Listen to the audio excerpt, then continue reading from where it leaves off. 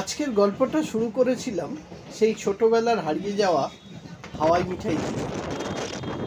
আজকে 23শে ফেব্রুয়ারি রবিবার, আর এখন সকাল 7:30। সকালবেলায় ফেব্রুয়ারি মাসের এই হালকা শীতের দিনে ট্রেনে করে ঘুরতে যেতে সবারই খুব ভালো লাগে।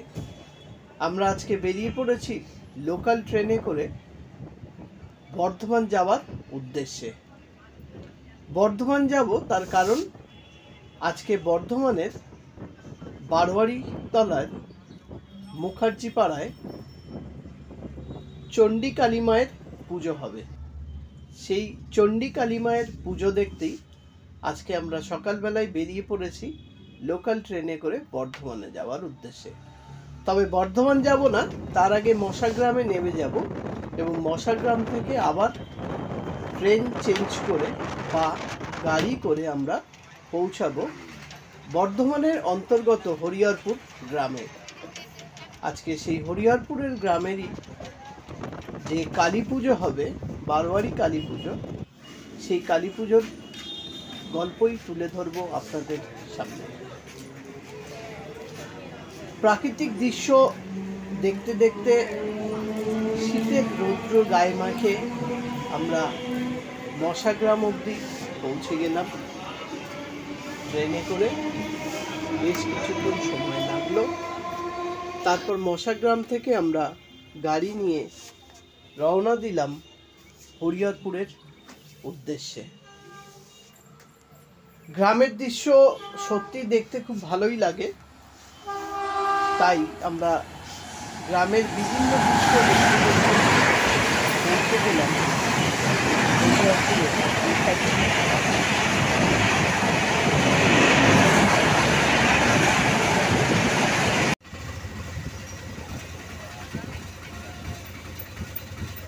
দেখো তো হনুমান দেখ।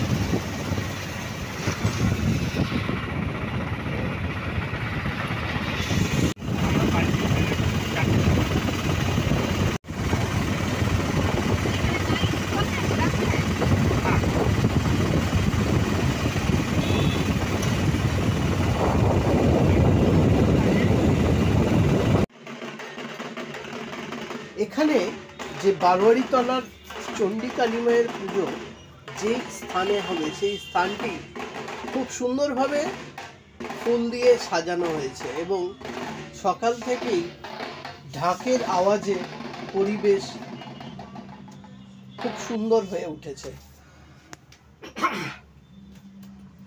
এই যে স্থানটি দেখতে পাচ্ছেন, এখানেই কিন্তু আজকে পুজো হবে। তবে আরেকটি কথা বলে রাখি, এই হরিহরপুরের গ্রামে যে কালী পুজো উপলক্ষে মেলা হয়, সেই মেলা কিন্তু দিবারাত্রি, মানে দিনের বেলা থেকে মেলা শুরু হয় এবং রাত্রি অবধি মেলা থাকে। মেলায় বিভিন্ন ধরনের জিনিসপত্র, বিভিন্ন ধরনের খাবার, সব কিছুই পাওয়া যায়। তো আমরা এখন ঘুরে দেখব সেই মন্দিরের যেখানে পুজো হবে, সেই পুজোর স্থানটিতে।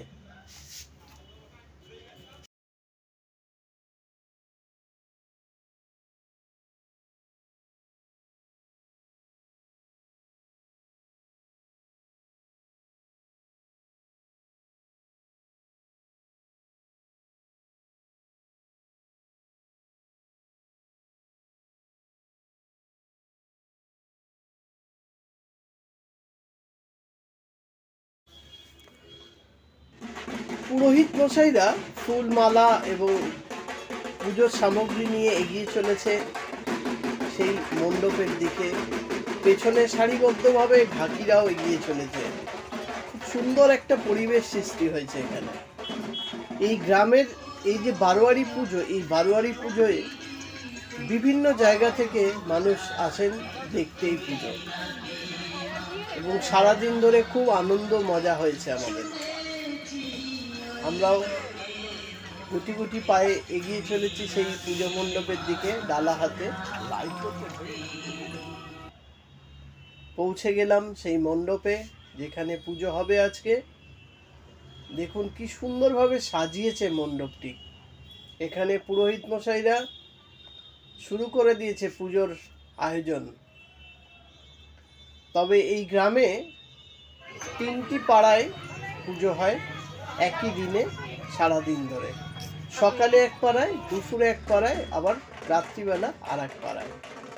আর এখানকার রীতি হচ্ছে, এনারা সব গঙ্গা জল নিয়ে এসেছে গঙ্গা থেকে তুলে এইখানেই সেই গঙ্গা জল পুজোয় লাগানো হবে, পুজোর কাজে লাগানো হবে গঙ্গা জল। আর এরা অনেকটা দূর থেকে কিন্তু বাঁকে করে জল নিয়ে এসেছে বয়ে। দেখুন কি সুন্দর সারিবদ্ধভাবে এরা একে একে প্রবেশ করছে সেই গঙ্গা জলের ঘড়া নিয়ে, কাঁধে বাঁক নিয়ে। খুব ভালো লাগছিল দেখতে। সচরাচর আমাদের কলকাতা শহরে এই ধরনের পুজো খুব একটা চোখে পড়ে না। তবে এই পুজোয় একটি খারাপ লাগার বিষয়বস্তু হলো, এখানে এখনো পশু বলি হয়। এটাই যা খারাপ লাগা। কারণ মানুষের নিজেদের মনোকামনা পূরণের জন্য কোনো পশুকে বলি দেওয়া, আমার ধারণা সেটা ঠিক নয়। কিন্তু আমার ধারণা ঠিক আর ভুল সেটাতে কিছু যায় আসে না। এখানে রীতি বরাবর ধরে হয়ে আসছে, এরা তো এটা বন্ধ করবে না। কত বড় বড় বাঁক নিয়ে, বড় বড় ঘোড়ায় করে জল নিয়ে এরা এসেছে এই পুজোর স্থানে। দেখতে থাকুন, আরো অনেক কিছু দেখাবো। চলুন, দেখুন কি সুন্দর নাচ করছে।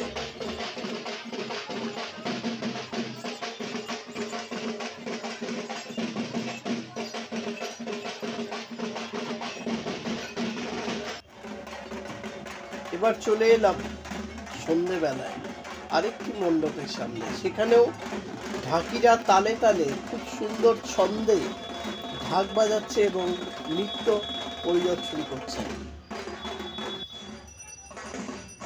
এখানেও পুজো হচ্ছে। সকালে দেখিয়েছিলাম এক জায়গার পুজো, আবার সন্ধেবেলায় আর একটি পাড়ায় পুজো শুরু হয়েছে। সেই পুজোর বিভিন্ন দৃশ্য আপনাদের সামনে তুলে ধরেছি, আপনারা পুজো দেখুন। এখানে কিন্তু কোনো মূর্তি পুজো হয় না, ঘটে পুজো হয়। এবং সেই পুজো, এই যে বেদিটা, সেই বেদিতেই কিন্তু ঘট বসিয়ে পুজো করা হয়।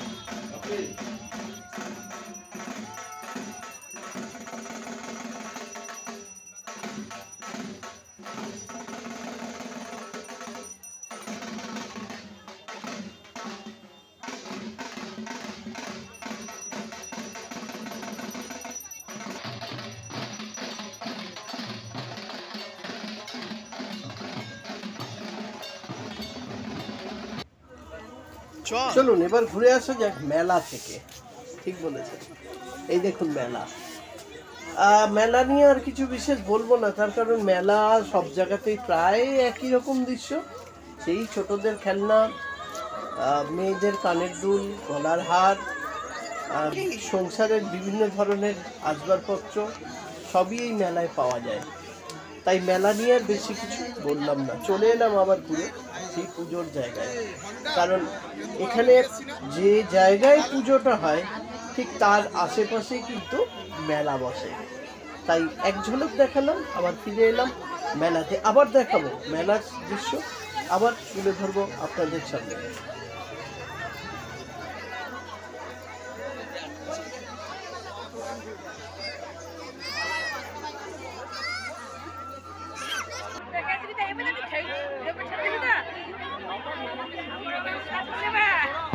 ফিরে যাই মেলায়। এই দেখুন মেলায় কত সুন্দর সুন্দর খাবার, মানে জিলিপি, এখানে কটকটি ভাজা হচ্ছে লম্বা লম্বা করে বেসনে দিয়ে। তাছাড়াও রয়েছে বিভিন্ন তেলে ভাজার দোকান। দেখুন পাশেই এখানে মেলা, কিন্তু কোনো দোকান হয় না, কোনো মাচা তৈরি করে দোকান বসে না গ্রামের মেলায়। এখানে নিচে মাটিতে বসেই কিন্তু দোকানদারেরা দোকান সাজিয়ে বসে। আমাদের কলকাতা শহরের বিভিন্ন মেলায় গেলে দেখা যায় সেখানে স্টল নাম্বার দিয়ে স্টল তৈরি হয়, কিন্তু এই গ্রামের মেলায় সেরকম কোনো ব্যাপার নেই, মাটিতে বসেই এরা ব্যবসা করে। ভালো লাগছিল, কারণ কলকাতার মেলা আর এই গ্রামের মেলার দৃশ্য সম্পূর্ণই আলাদা। আপনাদেরকে নিয়ে চলে এসেছি এখন দিনের বেলার, মানে সকালের সেই মেলার দৃশ্য দেখাতে। দেখুন দিনের বেলা থেকেই কিন্তু মেলা বসে গেছে। রাস্তার দুধারে, চলতি পথের দুধারে মেলা বসেছে, এবং গ্রামের মানুষজন কিন্তু দিনের বেলা থেকেই, সকাল থেকেই কিন্তু মেলায় এসে ভিড় করেছে। এই একটু আগে বলছিলাম খেলনা, এই দেখুন খাবার, সবই সকালবেলা থেকেই বসে গেছে। আমাদের কলকাতা শহরের কি হয়, মেলা সন্ধ্যেবেলার পরে বসে, দিনের বেলা বন্ধ থাকে। আর এই গ্রামের মেলা সকাল থেকে চালু হয়ে যায়। এই সকালেই জিলিপি ভাজা হচ্ছে গরম গরম।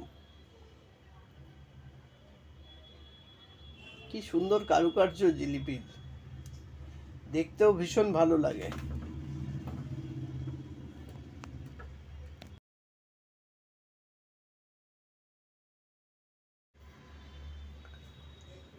আবার ফিরে গেলাম রাতের সেই পুজোর স্থানে।